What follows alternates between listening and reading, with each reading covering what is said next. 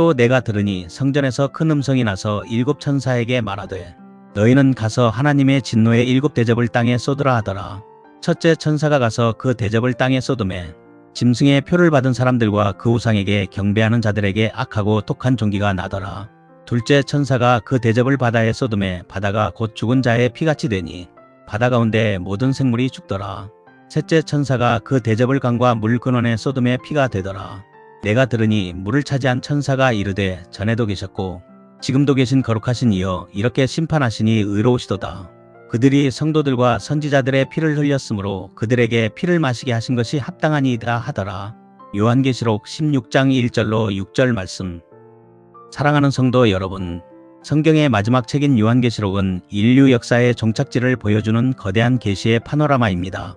그 중에서도 이 시간 우리가 함께 묵상하며 은혜받게 될 16장은 하나님의 진노가 이 땅에 쏟아지는 최후의 국면을 말씀하고 있습니다. 일곱 인과 일곱 나팔 심판이 회개를 촉구하는 경고적 성격을 띠고 있었다면 이제 등장하는 일곱 대접 심판은 자비의 문이 닫히고 하나님의 공의가 남김없이 쏟아지는 최종적인 심판을 의미합니다.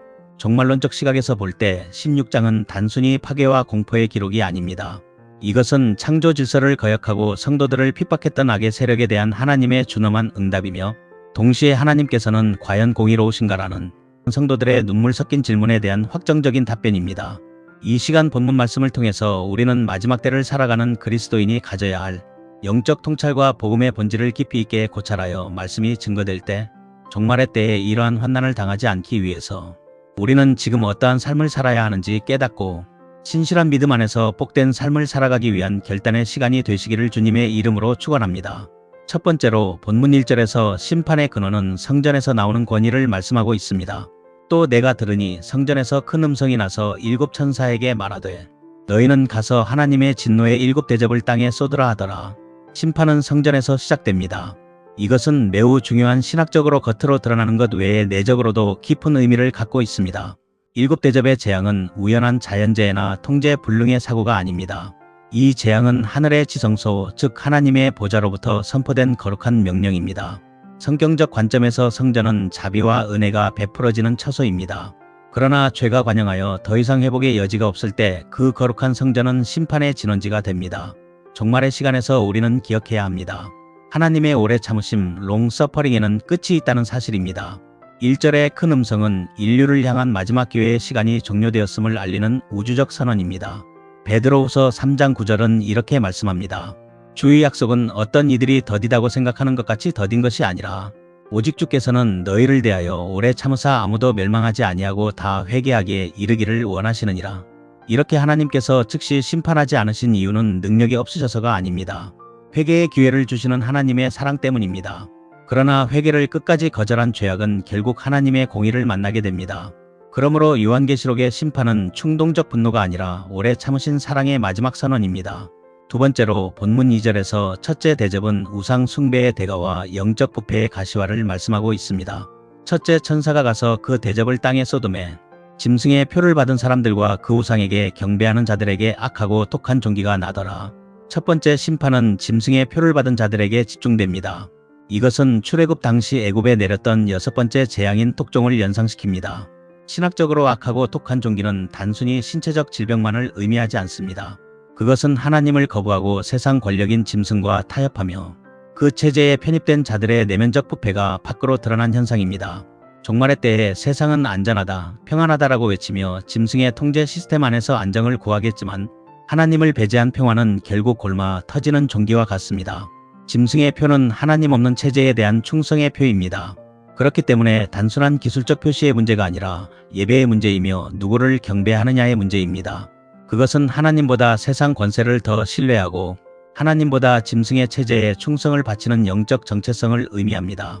결국 종말의 본질은 경제의 문제가 아니라 예배의 문제입니다. 복음적 통찰로 볼 때 이것은 우리가 무엇을 의지하느냐에 따라 우리의 마지막이 결정됨을 보여줍니다. 그렇다면 나는 정말 하나님보다 더 의지하는 것이 없는가? 나는 세상의 안전망보다 하나님의 나라를 더 신뢰하는가? 짐승의 표는 당장의 경제적 이득과 생존을 보장해 주는 듯 보였으나 결국 그것은 하나님의 진노를 불러들이는 표식이 되었습니다.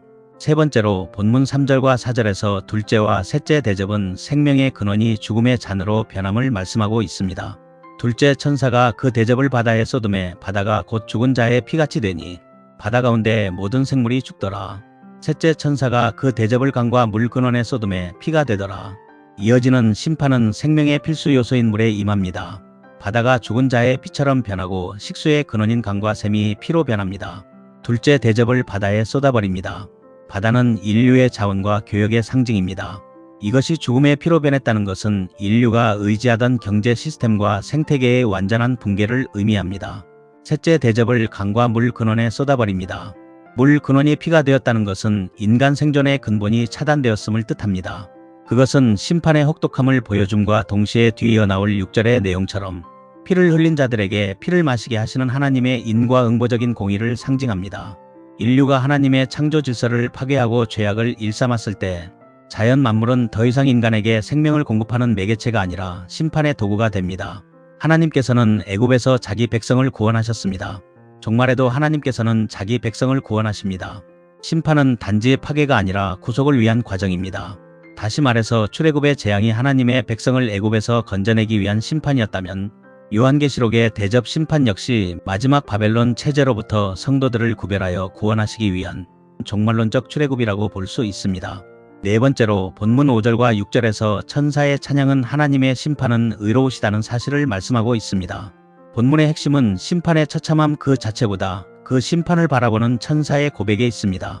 내가 들으니 물을 차지한 천사가 이르되 전에도 계셨고 지금도 계신 거룩하신 이여 이렇게 심판하시니 의로우시도다.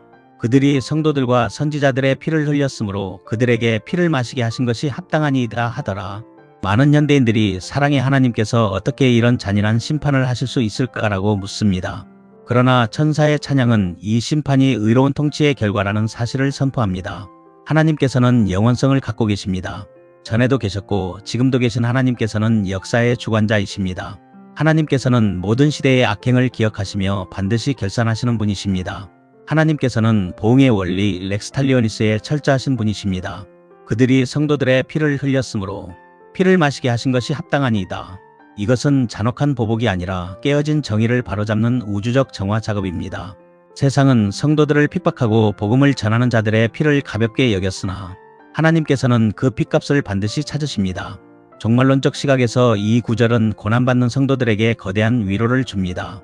우리의 인내와 눈물 그리고 믿음 때문에 당하는 불이익이 결코 헛되지 않음을 확증해 주기 때문입니다. 다섯 번째로 진노의 대접인가 구원의 잔인가 복음적인 통찰을 해보겠습니다. 일곱 대접의 메시지는 우리에게 엄중한 질문을 던집니다. 우리는 지금 어떤 잔을 준비하고 있습니까? 본문에 나타난 자들은 짐승의 표를 받고 우상을 숭배하며 성도들의 피를 흘린 자들입니다. 그들은 결국 하나님의 진노의 대접을 마시게 됩니다. 그러나 그리스도 안에 있는 자들에게는 이미 2000년 전 골고다 언덕에서 쏟아진 예수 그리스도의 진노의 잔이 소망이 됩니다. 예수님께서는 겟세마네 동산에서 이 잔을 내게서 지나가게 하옵소서 라고 기도하셨습니다. 그 잔은 바로 우리가 마셔야 할 진노의 대접이었습니다. 주께서 그 대접을 대신 마심으로 인해 오늘 우리는 심판의 자리가 아니라 은혜의 보좌 앞에 서 있는 것입니다. 오늘날의 현대사회는 진리를 조롱하는 문화가 팽배합니다.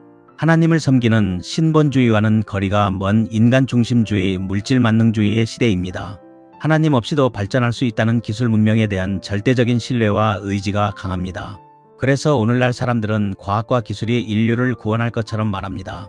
그러나 하나님 없는 문명은 결국 인간을 더 깊은 공허와 두려움으로 몰아갈 뿐입니다. 인간은 발전했지만 죄는 사라지지 않았기 때문입니다. 따라서 이 시간 말씀을 통해 권면하고자 하는 주제는 공포가 아니라 회개와 성결입니다. 첫째, 우상 숭배를 경계하십시오. 현대판 짐승의 표는 하나님보다 돈, 명예, 권력을 더 신뢰하게 만드는 모든 가치체계입니다.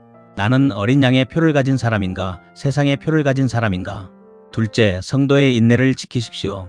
세상이 교회를 핍박하고 진리가 조롱받는 시대일지라도 하나님의 공의로운 심판이 반드시 임할 것임을 믿음으로 바라봐야 합니다. 셋째, 복음의 증인이 되십시오. 진노의 대접이 쏟아지기 전 아직 은혜의 문이 열려 있을 때 한 영혼이라도 더 주의 보혈의 공로 아래로 인도해야 합니다. 요한계시록 16장 1절로 6절은 인류 역사가 향해 가는 최종 종착역을 미리 보여주고 있습니다.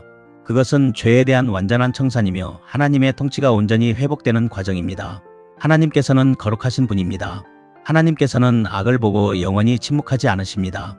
이 시간 본문에 나타난 하나님의 엄중한 심판은 반대로 하나님께서 자신의 백성을 얼마나 지극히 사랑하시며 그들의 억울함을 얼마나 철저하게 신원하시는지를 보여주는 반증이기도 합니다. 사랑하는 성도 여러분, 어떤 분은 요한계시록이 불신자에 대한 하나님의 진노나 징계만 말씀하고 있느냐라고 반문하시는 분도 있습니다. 놀라운 사실은 본래 우리가 마셔야 할 것은 은혜의 잔이 아니라 진노의 잔이었다는 사실입니다. 그러나 십자가에서 예수님께서 대신 그 잔을 받으셨습니다.